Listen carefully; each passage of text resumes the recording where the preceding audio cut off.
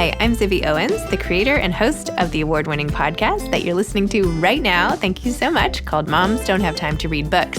It is a daily podcast, 365 days a year, and each day we talk to an author about all of the things related to their career, their book, their life, and more in 30 minutes or less, because who has time? I am now an author myself, although I wasn't when I started this podcast, and you can get my new memoir, Bookends, a memoir of love, loss, and literature, wherever books are sold starting July 1st, and my children's book, Princess Charming. You can learn more about me at zibbyowens.com, but really you're here to learn more about the authors, and that is what we're going to do. Also, be sure to check out all the other podcasts in the Zcast Podcast Network. You can learn more at zcastnetwork.com and definitely check out those shows as well. Carla Naumburg is back a second time on Moms Don't Have Time to Read Books for You Are Not a Shitty Parent, How to Practice Self-Compassion and Give Yourself a Break. Carla is a Ph.D. and clinical social worker and mother. She's the author of 4 nonfiction books, including her international bestseller, How to Stop Losing Your Shit with Your Kids, and her most recent title, You Are Not a Shitty Parent. Carla lives outside Boston with her husband and 2 daughters. Welcome, Carla. Thanks so much for coming back on Moms Don't Have Time to Read Books. Last time you were here for How to Stop Losing Your Shit with Your Kids, and now you're here for You Are Not a Shitty Parent. So basically, this is all to make me feel better about my life and my parenting. Thank you very much for writing exactly for me. I wrote it just for you, Zibby. No, Thank you. No, I you're wrote so it for, sweet. for You're all so of us. Okay, this second book came out of COVID. Talk about how you got all of the inquiries about what to do and how you decided to focus more on compassion and all of that. Yeah. So my most recent book before this, How to Stop Losing Your Shit with Your Kids, came out in the fall of 2019. So just a few months before COVID. And then COVID hit and we were all stuck in our houses with our kids trying to do our jobs and not get sick and figure out how to live a life during a pandemic. And perhaps not surprisingly, we were all losing our shit with our kids, right? Including me, this person who had just written this book. So I started getting a lot of calls and requests from podcasters and freelancers and folks wanting to write and talk about it. And they were like, tell us what to do. Tell us how to not lose our shit with our kids. And I was like, so I wrote this book before the pandemic. And maybe during the pandemic, I would have written a book called It's Impossible Not to Lose Your Shit with Your Kids. No, but in all seriousness, so I was trying to give this helpful advice, but a lot of the coping skills, a lot of the strategies that I talk about in that book just weren't available to us anymore, right? We couldn't connect with our support system in the same way. We couldn't take space from our kids in the same way. We couldn't take care of ourselves in the same way we had. And not only could we not take care of ourselves, we had this crazy amount of added stress and anxiety and fear. So everything was worse and we didn't know what to do. But I would get on these podcasts and I would kind of do the best I could to offer helpful advice. But at the end, I was like, you know what? All we can really do in this moment is have compassion for ourselves, right? There's no fix to this. There's no scenario where you can work a 40-hour week job out of your house and have a 3-year-old at home and let that doesn't work. It's not possible. And so I really started thinking more about my own self-compassion practice, which I had started prior to the pandemic years ago in an attempt to stop losing my shit with my kids. And that was what led to this book. Because I was like, I don't want to give parents more advice on what to do differently. We're all doing as much as we can, the best as we can. What I want to talk to parents about is what to do, how to respond when the world goes to shit and you feel like you're falling apart and there's no good advice out there for you. And that's what this book is about. So no matter how bad a parent you are, you should have compassion for yourself. I am going to challenge the first half of that sentence, Zibby. I don't actually think there's such a thing as a bad parent. Okay, tell me about that. So I think there are parents who don't parent the way they want to and maybe don't parent in ways that are best for their children. But I'm never going to call them a bad parent or a shitty parent because how is that useful? That's like finding someone on a trail who's lost and you hand them a map that says, you're lost and you suck, right? That's not useful. It's not helpful.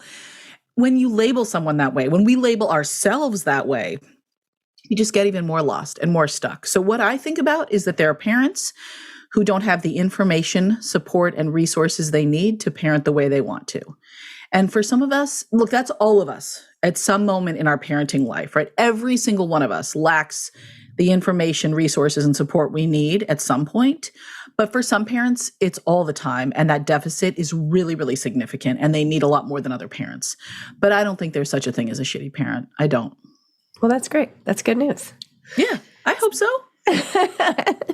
Tell me a little bit more about how to be kind to yourself. What are parents supposed to do on a day where they feel like everything is out of control and they don't know what to do with their kids? I know you have all these helpful printouts, many of which I felt like I should rip out and sort of put on my wall. Maybe you could start making posters or something like that. I'm just going to show up on the podcast with like it stuck to my forehead like this, right? You know, and even reminders, like all your chapters, you're not the only one, the power of connection. How do we connect? How do we leverage the support systems that we do have, even if they're not in front of us? Like what can we do to feel better and help ourselves be stronger? So first of all, Zibby, to answer your question, I want to start by getting really clear on what some self-compassion is, because I think there's a lot of misunderstandings out there. It's just noticing when you're suffering and treating yourself with kindness in response. That's all. Right? And for so many of us, and I know you can relate to this, I certainly can, we're so busy, right? Rushing through our days, trying to do all the things, trying to be the best parent and the best worker and the best partner if we have a parenting partner and the best person that we can and get all the things done and schedule the appointments and remember the appointments and switch the laundry. I never remember to switch the laundry. That we kind of either don't notice when we're suffering or we just kind of blow it off. We don't have time for this, right? And that's just not nice, right? That's just not kind. That's not how we would treat the people we love. And yet we do it to ourselves all the time. So compassion is about noticing when we're really suffering or struggling and taking the time to treat ourselves well in response. It's not about making ourselves feel better. You can, when we're really compassionate and show up for the people we love, sometimes the kindest and most loving thing we can do is just sit with them in the muck. Right? We're not saying, put that smile on your face, like feel better, be happier. That makes people feel worse, right? So it may not fix our feelings, it may not fix our problem, but it makes everything feel sort of easier and lighter. And it's the difference between being at a job and making a mistake and having a boss who says, well, you're a total screw up, you boffed that, what a loser you are. And having a boss who says, yeah, you made a mistake. We all make mistakes. It's okay. That doesn't mean you're a bad person or a bad employee. And in both of those scenarios, the boss didn't give you the solution. He didn't tell you how to fix it. But the second one feels so much better, right? All of a sudden, you can imagine how you might move forward. Does that make sense? That makes sense. So let's talk about how to practice this. In the book, I outline 3 sort of core practices: connection, curiosity, and kindness. So there's a bunch of different practices within connection. Some of it is about connecting with the supportive people in your life who love you and will be kind to you. Some of it is about just connecting to the present moment, because so often when we get in a shame spiral, our thoughts can get completely out of control. Like our kid has a terrible moment and all of a sudden our crazy brain takes us to this place where they're going to suffer their entire lives. They're never going to be worth anything. They're going to have a horrible life their entire life, all because of us, right? When your brain goes to that place, what I want you to do is come back to the present moment. Where am I? What's actually happening in this moment? Take a few deep breaths, and that connection can really slow down that shame spiral. But the biggest connection practice is called connecting to common humanity. And I get this from Dr. Kristen Neff out of Texas. I want to give big props to her for her work. That's just a fancy way of saying, remember that you're not alone. Because I think so often in parenting, when things go wrong, we can land in this place of, I'm the only one who. I'm the only one who forgot to put, my kids' lunch in their backpack. I'm the only one who missed the sign up for soccer camp. I'm the only one who screamed at my kid and slammed the door. You're not, right? I've done all those things. We've all done all those things. And we've all done worse. And even if you are a parent who's like, oh no, Carla, you have no idea what goes on in my house, I promise you, you're not the only one struggling and suffering through parenting. It is hard for every single one of us, no matter what social media would have you believe. So that's the connection piece. Does that make sense? That makes sense. I love it. All right. So, and it can be as simple as anytime you notice yourself saying, I am the only one, or everyone else does this better than me, just flip that script and remind yourself, parenting is hard for everyone. And just because it's hard, that doesn't mean we're doing it wrong. That's just the nature of the beast. Parenting is hard no matter how you do it. It's just hard. Yay for that. Okay, so should we move on to curiosity? Let's do it. All right. So often when we have a bad parenting moment, we jump straight to judgment. My kid screwed up. He's lazy. I'm a terrible parent. I'm getting this wrong. Like whatever it is, we just label it and we judge it. And again, that just leaves you in a place of feeling stuck, feeling hopeless, helpless, confused. It's not useful. So instead of judgment, can you get to a place of curiosity? Can you ask yourself, what is going on here? So like the other day, my kid was really struggling with a homework assignment. She didn't want to do it. We had to get it done. I was stressed, but, I was trying to get other things done.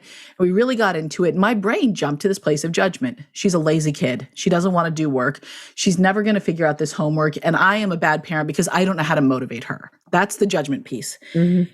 And then I was like, oh, right, I just wrote a freaking book about this. So I'm going to switch to curiosity. And I was like, what's going on? Okay, she's exhausted. I'm not sure if she got a snack after school. She's worried about applying to high school, like all of these things. And so when I understood and had a bigger perspective on what was going on, I was like, oh, my kid's not a lazy jerk and neither am I. She's having a difficult moment because of all these things going on. So let me get her a snack. Let's talk about, is her concern about this homework related to her concern about high school? We did talk about that. We got a little clarity. I wouldn't say the homework was fun. Let's be clear. It's not like all of a sudden we were like, yay, math problems, but we got through it. Mm-hmm. And the curiosity piece is important for two reasons. One, it can really help you get some clarity on what's going on so you can be more effective in your parenting. But when we're curious with ourselves and we ask ourselves what we need, we can actually start to take care of ourselves in some pretty powerful ways. And the one thing I will say about curiosity is I don't generally go for why questions. Why did I do that? Why did I scream at my kids? I don't know. I'm having a bad day. The moon is out of alignment. Like my back hurts and I didn't notice it.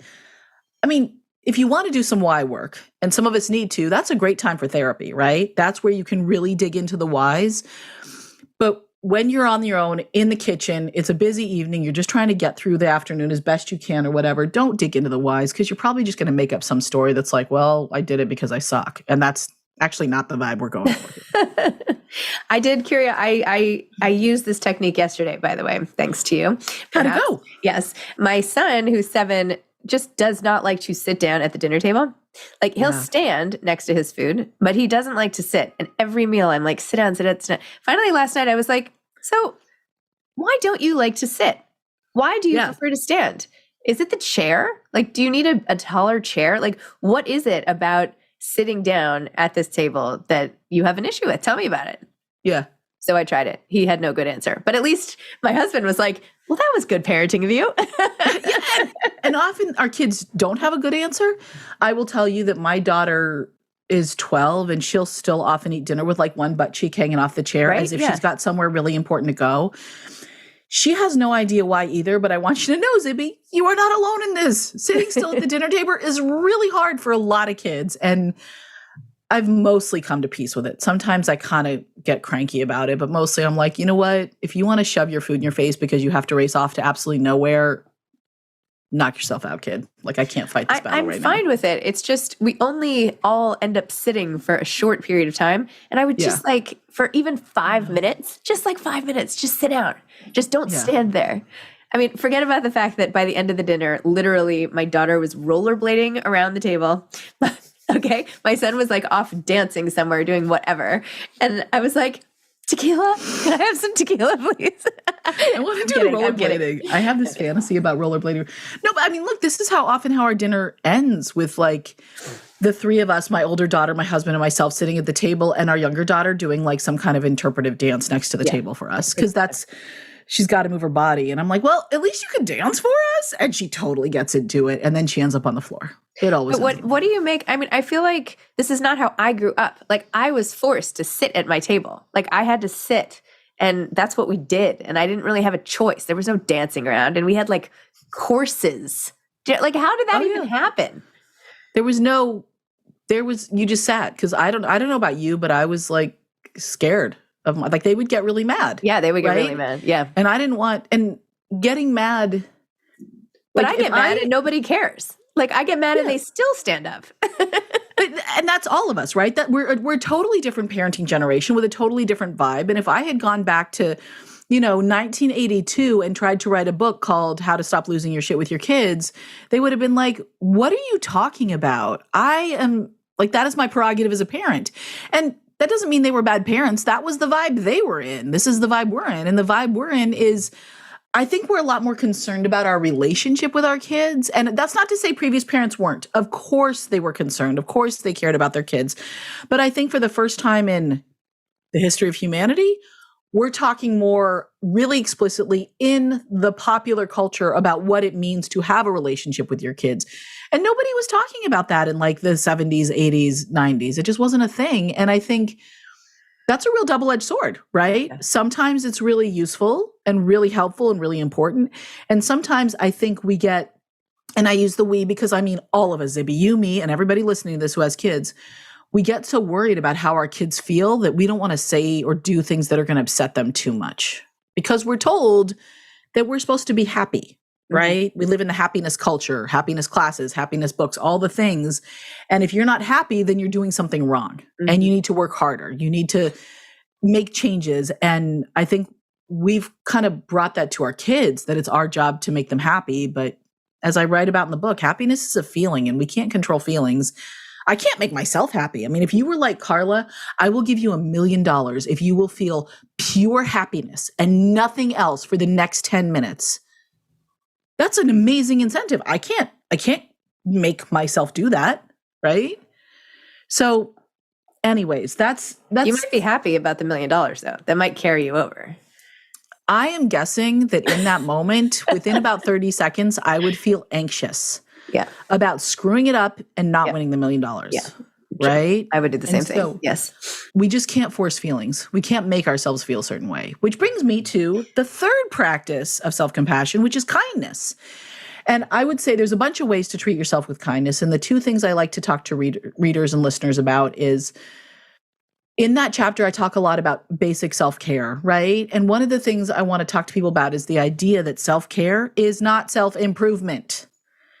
Those are two different things, and I think we often get them confused. And we think self-care means we should start our new diet or go run a marathon or, read the latest self-help book or sign up for some self-improvement course. And that's important in our lives, right? That matters. I'm not saying that's not useful and it's not something we should pursue. Of course it is, if it's right for you.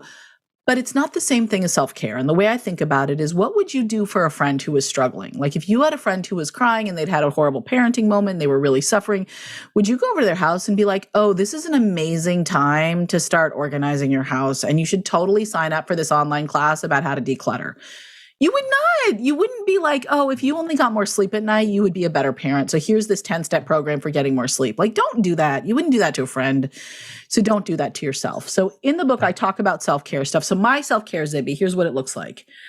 A lot of romance books lately, right? Yes. So my free reading time is just juicy stuff that makes me feel warm and yummy inside. That's self-care for me.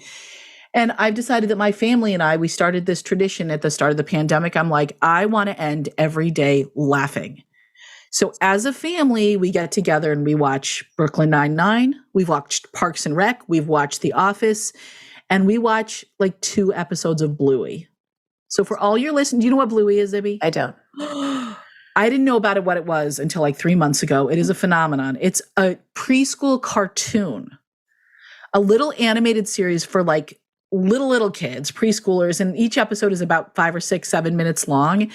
And it comes out of, I think, New Zealand, Australia, and it's about a family of dogs, mom and dad, and Bluey's little sister Bingo.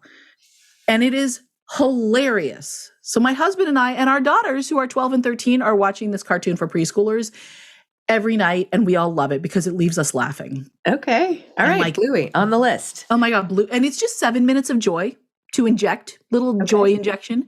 But the biggest piece of self-care I want to leave people with is the idea of kind self-talk. This is like the ultimate kindness. So when you start practicing self-compassion, one of the things you're going to notice is that you talk to yourself like absolute shit. We all do. I used to say things to myself that I wouldn't say to my worst enemy. Like, I'm a horrible mother. I'm screwing up my kids. I am failing at the most important work in my life. I suck. I'm awful. Who says that? Well, a lot of us do, it turns out. And so what I encourage parents to do is just kind of flip that script. I'm not saying when you have a bad moment, you have to be like, I'm the best mother ever. You're not going to believe that. Like, nobody's the best mother ever. And that's not what we need. But what you can say is, wow, this is a really hard parenting moment. I'm having a bad day. And then you can go into curiosity. What do I need? Or you can go to your common humanity. Yeah, and parenting is hard for everyone, right? And the difference between I'm a shitty mother or I'm a shitty parent and I'm having a bad day, it feels like sort of a minor switch, but it's huge. It's like a world apart because I'm a shitty parent is like soul level judgment, right? You're just stuck, you're screwed. Yep. But like, I'm having a bad day and parenting is hard for everyone is like, oh, this is a moment in time. And it's a moment in time that we all suffer and struggle with. And that feels so much easier. So I really go into the kind self-talk, which is so crucial. Here's when I needed the kind self-talk. Because I think we're all so hard on ourselves too, right? When we're in the moment or whatever. I got back from a book event the other night and I had already felt bad that it ran late. And so I like rushed back before bedtime and I let the kids watch like an extra episode of whatever so that they could still be up when I got home. It wasn't that late. It was still like 8:30 or something, but I didn't want to miss bedtime. And then we got home and I was starving because I hadn't eaten in like 6 hours or something crazy. So my husband had heated up some soup. And my daughter, it was time for her to go to bed. And I was like, you go up to bed and like, I'll be up there in a few minutes, but I have to eat this soup. And she's like, no, I'll sit with you. And I was literally scooping up my soup. And I was like, oh my gosh, I'm such a bad parent. I'm just like keeping them up because I had a book event and now I'm hungry and all this stuff. And literally my daughter looked at me and she's like, Mom, you're eating soup. You're not a bad parent. We love kids. I feel like that should be the title of the book. You're just eating soup. Yeah, you're just eating soup. Like, what makes you like, no, it's fine. It's 2 minutes. Yeah. And, I mean, look, so Zibby, you and I are in like parallel worlds. So last night, I came home from a book event. I was home late. My kids were already supposed to be asleep. Yep. And one of my kids is just having a hard time right now. And she wasn't asleep and she was having a really hard night. And I could hear her like crying. And I was like, I need to go upstairs and be with my kid. Yep. I also have to eat. I'm so hungry. I'm going to like eat a horse. So I'm downstairs like shoving literally cheese and banana and nuts in my face, like instead of dinner, trying to get this food in because I know I'm not going to be useful to her if I'm starving because I'm such a cranky lady when I'm hungry. And then I go upstairs and I'm comforting my kid and I'm like, she's up way past her bedtime because she's having a hard time right now. I should have been home. And then I was like, you know what? Nope, I'm not going to do that. Like, and in that moment, I was like, I actually am so tired. I don't have anything better to offer myself. I literally couldn't come up with anything better. So I was like, kiddo, we're just going to do a counting exercise to fall asleep. And that's what we did. I was like, we're going to start at 102 and we're going to subtract 3. And she's like, 99. And I was like, what's minus 3? That she's like 96. And I was like, all I know is she's sitting there mired in her yucky thoughts. Yep. I'm sitting here mired in my yucky thoughts. Yep.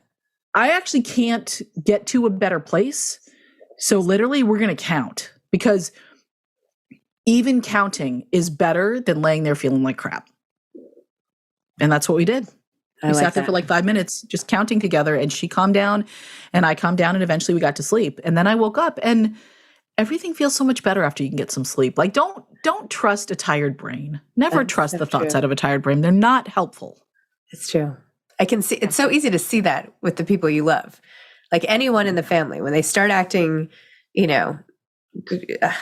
snippy or cry or whatever, like it's so obvious to me, like, oh, this is the person I love not acting like themselves because they are so tired. And yet when it's me, I don't see that as much. Right? It's harder to identify, I think. Because when you get tired, your prefrontal cortex, and like the neuroscientists out there are going to be like, you're not exactly right. Okay, people, I'm close enough. When you get tired, your prefrontal cortex, which is this part of your brain right behind your forehead, the part that is reflective and insightful and can think clearly about things, that's the part that shuts off. It's also the part of our brain that shuts off when we've been drinking alcohol, right? And so, or when we're overwhelmed with emotion. And so, it's not that there's anything wrong with you, Zibby. It's that because when we are tired, our brain has developed to conserve its resources to the most important things like breathing and eating and kind of staying alive. And we don't have the resources to think on an advanced level and be insightful, which is why I am working so hard that when my husband says, are you tired or are you hungry? I try really hard not to bite his head off about it, which is my natural. No, of course not. And I try to just listen to him and like, I'm working. We've been married almost 19 years. We'll get there. Eventually I will start listening to him. Probably I will. I don't know. Maybe not. Maybe never. It's hard to know. I had a feeling this would all be amazing for me personally. Oh, no, I'm kidding. I'm kind of kidding, but I feel many times that I am just a proxy for everybody else, right? If I am feeling this, if you are feeling this, we are all feeling this. And I think that all is what you're trying to say in general. Like when you, with your whole, I am not the only one who, so I'm hoping that by sharing my parenting fails or not fails or whatever, and you're sharing yours makes everybody else feel better. I particularly love, I'm not a bad parent, I'm having a bad day. Like that's a great mantra, like to put on the bulletin board, to repeat, to remember in the worst of times. So I love the idea that you said remember, and that's part of the practice. And look, when adults use the word practice, we generally mean a thing you do, like a medical practice. You do medical stuff, right? Yep. And what I mean is a thing that you start doing and it's hard and doesn't go easily and feels uncomfortable and you can't come up with the words and you don't really know how to do it and you have to consult the book and blah, blah, blah. But if you keep doing it, it gets easier and you get better at it. And when I first started doing the Zibby, I was like, what am I supposed to say to myself? This was probably, 8 years ago. And now I don't have shitty mom thoughts anymore. I don't have those. Am I a significantly better parent than I was 8 years ago? I don't know. I don't think so. I think I'm pretty similar in my parenting, but parenting feels a little bit easier because I no longer think of myself as a shitty parent. And it took years of practice to get there, but that's not a narrative that's in my brain anymore. But man, it was there with a vengeance for a long time until I really started practicing. I love it. Yeah. Thank you, Carla. This has been so great. I always love talking to you. You always reframe things in a way that makes life feel a little bit easier and better. And that's a real gift. So thank you. Well, thank you, Zibby. And thank you for everything you do for parents and authors and women and people on this planet. You make the world a better place. And we are grateful for it. Thank you. Okay. Thank you so much. This was so Zibby, fun. I always love talking to you. And if there's ever anything I can do to be supportive of you and all your endeavors, I am delighted to do it. Thank you. And me for you. Right. Okay. Take care. Okay. Bye. Bye. Thanks for listening to this episode of Moms Don't Have Time to Read Books. Don't forget to follow me on Instagram at Zibby Owens and at Moms Don't Have Time to Read Books. Also sign up for my newsletter at zibbyowens.com and sign up for my virtual book club and meet lots of authors on Zoom every other week. Thanks so much to Steve and Ryan at Texture Sound for the sound editing. And thank you to Morning Moon Productions for providing this fantastic intro and outro music.